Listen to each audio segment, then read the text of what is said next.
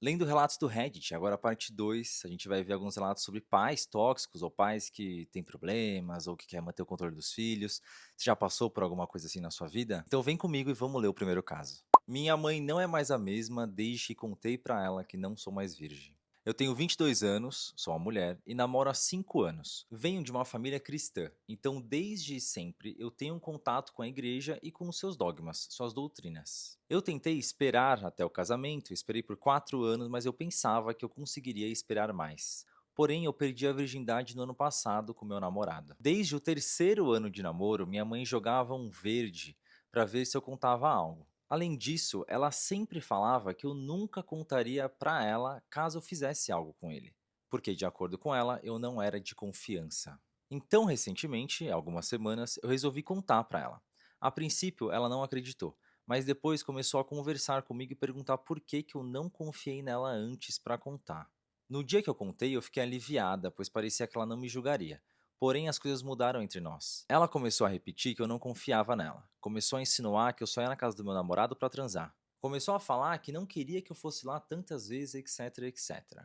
Ela mesmo já disse que não tem como mudar o jeito de me ver. Ela mudou comigo e isso me machuca muito. Eu não deveria ter contado. Tem duas coisas que chamam muito a minha atenção nesse caso. A primeira tem a questão do viés religioso, né, que é natural, que existe ali dependendo da religião, dependendo da linha que você acredita, tem esse ponto de você precisar esperar, antes de ter uma relação sexual, né, você esperar se casar, você esperar ali firmar um matrimônio, para depois você ter alguma relação sexual. O que acontece é que muitas vezes esse tipo de crença vem de pai para filho ou de mãe para filho.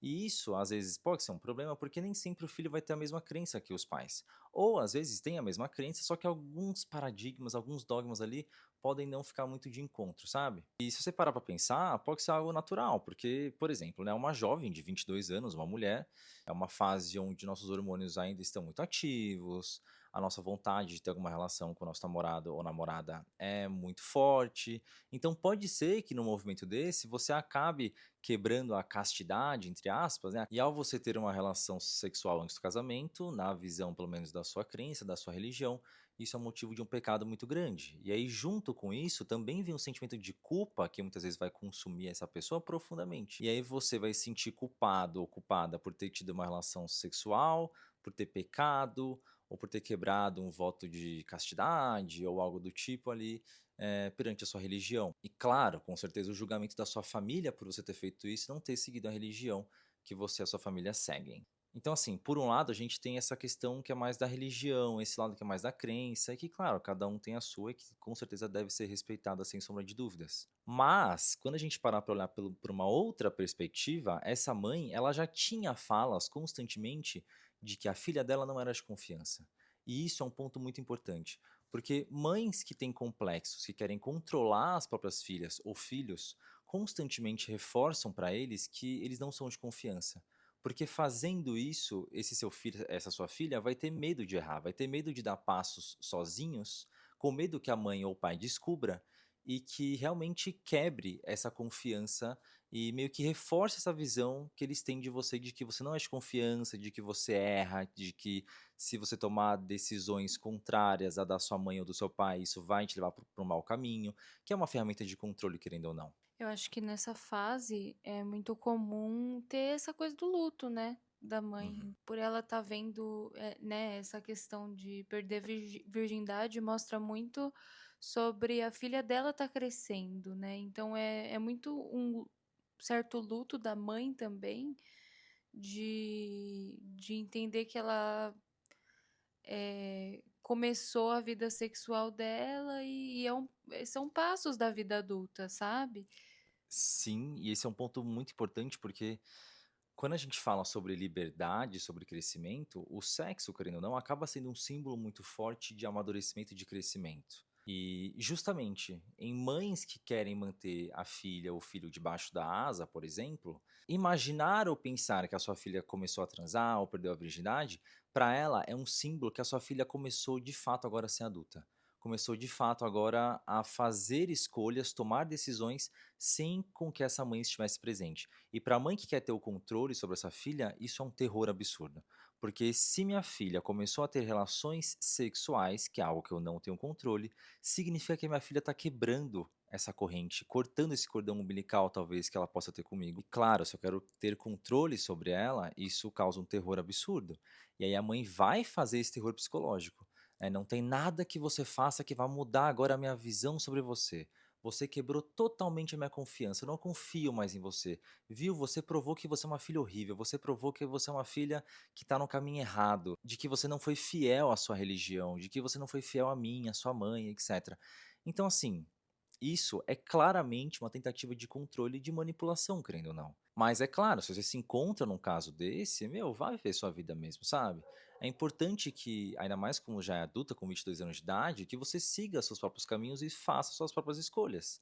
A gente nem sempre vai acertar. Ainda mais nessa fase inicial da vida adulta, é muito mais comum que a gente erre do que a gente acerte. Mas não tem problema, porque é justamente errando que a gente vai aprender. Não me sinto seguro em me abrir com a minha mãe, um homem de 25 anos.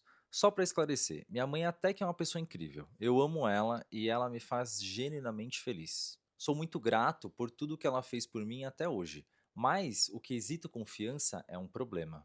Eu não sou muito religioso e ela sabe disso, mas quando eu peço conselhos, ela fala: Isso é falta de Deus. Quando eu tô triste, triste mesmo, ou irritado, ela sempre arruma um jeito de fazer a situação ser sobre ela. Tipo, você acha isso ruim? Pelo menos você não passou por X situação que nem eu passei no passado. Quando eu falo algo tipo, não faça essa piada, ou não fique tirando fotos de mim, ela nunca respeita e faz mesmo assim. Uma vez eu falei ironicamente pra ela que eu tava namorando uma amiga. Eu falei de zoeira, de brincadeira.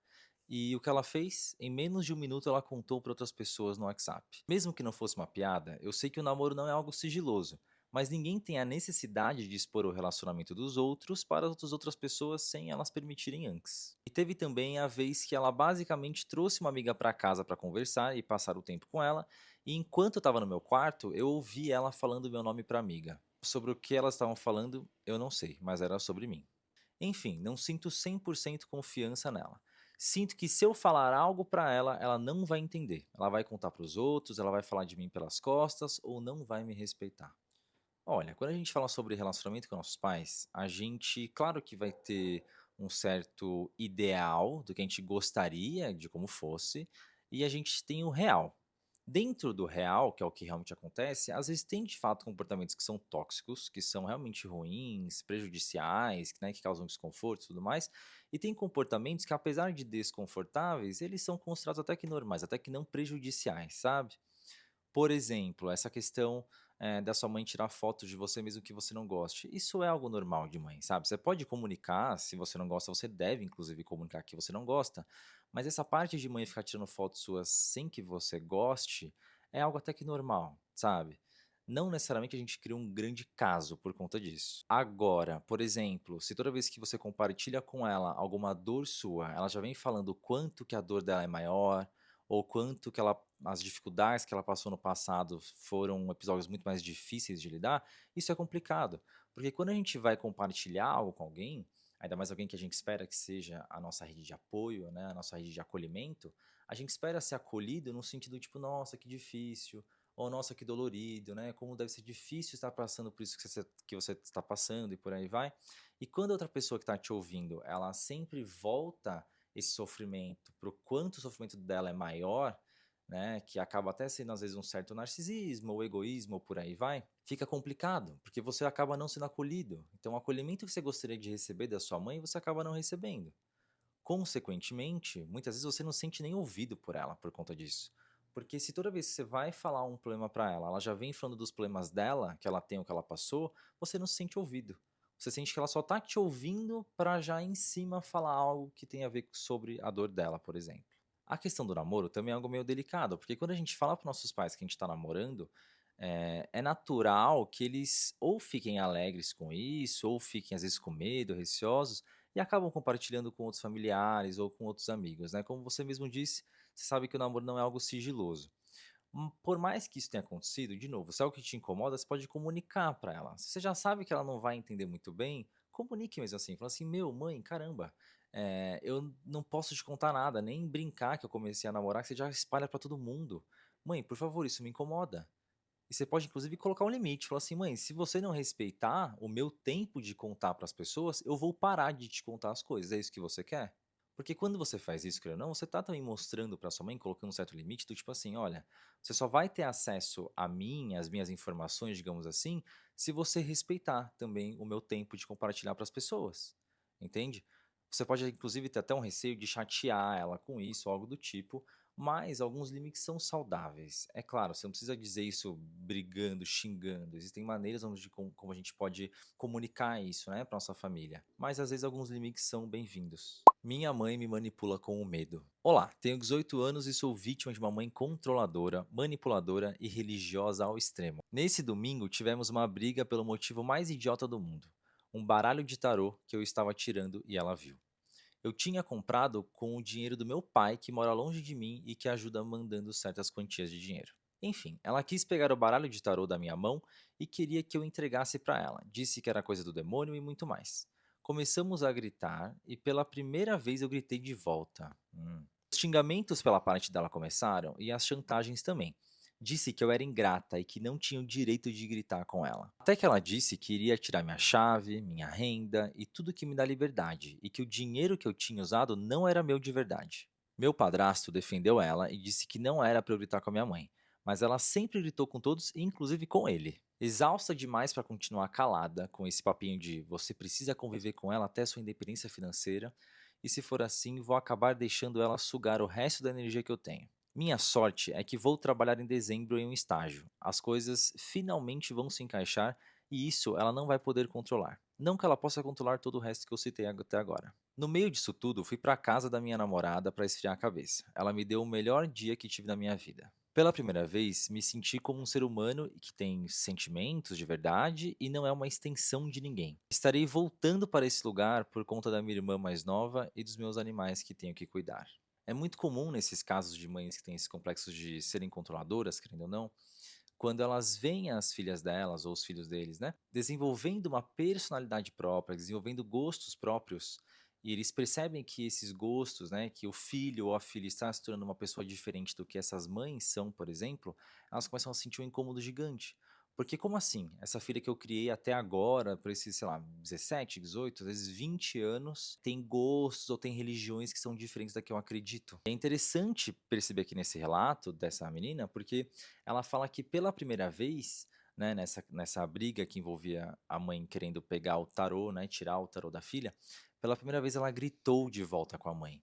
E isso, sinceramente, é algo muito bom, porque quando a gente pensa na adolescência ou até mesmo em jovens adultos, essa fase da rebeldia, ela é muito importante, ainda mais quando se tem uma mãe controladora, porque é justamente na fase da rebeldia que a gente vai desenvolver o nosso senso de personalidade própria, digamos assim. Porque você começa a cortar esse cordão umbilical com a sua mãe e você começa a desenvolver aquilo que é seu. E eu repito o que eu falei do caso anterior, não tenha medo de errar. É natural que quando a gente começa a dar passos por nós mesmos nas nossas vidas, seja um trabalho, seja um relacionamento, é natural que a gente acabe errando uma hora ou outra e faz parte do processo, entende?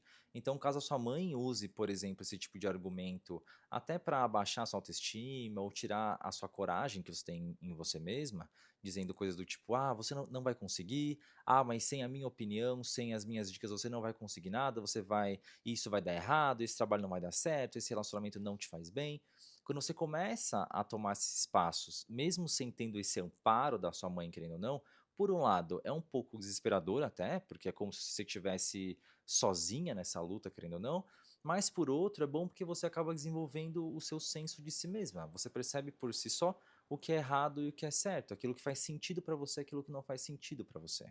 Eu acho que esse e o outro caso da mãe manipuladora, eles são casos que eu acho que a terapia funciona e eu não vejo outra alternativa, na verdade, porque eu acho que é um problema tão enraizado que é que nem eles falaram, ai, eles não pensam nem na conversa, assim, né? Parece que não tem saída, não tem alternativa. E tem alguns casos que me parece esse caso que parece que não tem muita conversa. Não tem como sentar e explicar, olha, eu não gosto disso, olha, esse é o meu limite. Então, realmente, às vezes a gente tem que partir para realmente, às vezes, que nem ela, né, acabou gritando porque chegou no limite dela, né? E às vezes isso acontece por conta do limite que não foi ouvido ali por mui às vezes ela até Exato. falou, mas não foi ouvido e causa essa essa explosão. E aí, como lidar com isso, né, como lidar com uma pessoa que você não consegue conversar para resolver. Exato, até porque para essa mãe, muitas vezes, você ter uma conversa de igual para igual, significa para essa mãe que ela está encarando a filha como adulta, né. Então ela não quer ter essa conversa de igual para igual com a filha, porque ela não suporta a ideia da filha ser uma pessoa já adulta, ser uma pessoa dona de si mesma. Então, de fato, porque é muito comum nesses casos que os filhos, antes de surtarem, antes de gritarem de volta e terem esses tipos de briga e de discussão, muitas vezes eles tentam conversar, eles tentam falar assim: "Mãe, mas não é bem assim. Não, mas mãe, deixa eu explicar, eu conheci essa tal pessoa em tal lugar. Mãe, mas deixa eu falar, esse trabalho, essa faculdade, é que eu precisei bastante antes", mas a sua mãe nunca te ouve. Ela sempre te rebate com algum argumento que te joga lá para baixo. Então chega uma hora que você percebe que realmente não tem conversa, entende? E acaba sendo muito, muito casadinho essa ideia, porque muitas vezes essas mães têm esses complexos de controle em relação aos filhos, em relação às filhas, não abrem esse espaço para conversa. E depois às vezes cobram isso. Nossa, mas por que que você não me fala as coisas? Porque não tem conversa, porque você não me ouve. Você não dá uma oportunidade de você estar errada e eu estar certa, entende? É interessante ler e refletir sobre esses casos, porque geralmente quando a gente pensa em família, na palavra família, a gente pensa num conceito de um lugar que é de acolhimento, num lugar onde a gente vai ter pessoas que a gente pode confiar para contar as coisas, num lugar onde a gente vai ser ouvido, vai ser amado. Só que na prática nem sempre é assim. Porque quando a gente pensa nos nossos pais, por exemplo, eles são tão seres humanos quanto nós. Querendo ou não, é a primeira vez que eles estão vivendo toda essa experiência também, sabe? Por mais que você não seja filho único, por vezes é a primeira vez que os seus pais eles se tornaram pais, entende? Ou é a primeira vez que eles são pais de 2 filhos ou 3 filhos ou por aí vai. Então, tá sendo uma experiência inédita para eles também, sabe? Por vezes também os nossos pais eles trazem da infância deles complexos e problemas que eles trazem até a vida adulta e nunca pararam, por exemplo, para ir na terapia ver de onde que vem essa raiva, de onde que vem esses complexos, de onde que vem esses comportamentos de querer controlar meu filho, por exemplo, sabe? Então, sempre quando eu falo, em clínica pelo menos com meus pacientes, né, sobre problemas que os pais desses meus pacientes acabam trazendo para eles, eu sempre trago essa outra visão também, porque por vezes, pessoal, ajuda bastante nesse processo, a gente aprender a lidar e aprender a colocar limite, imposições e tudo mais, quando a gente olha também pela perspectiva deles, não para justificar, não para passar um pano, mas para a gente entender o porquê, para a gente elaborar o porquê que nossos pais nos tratam assim.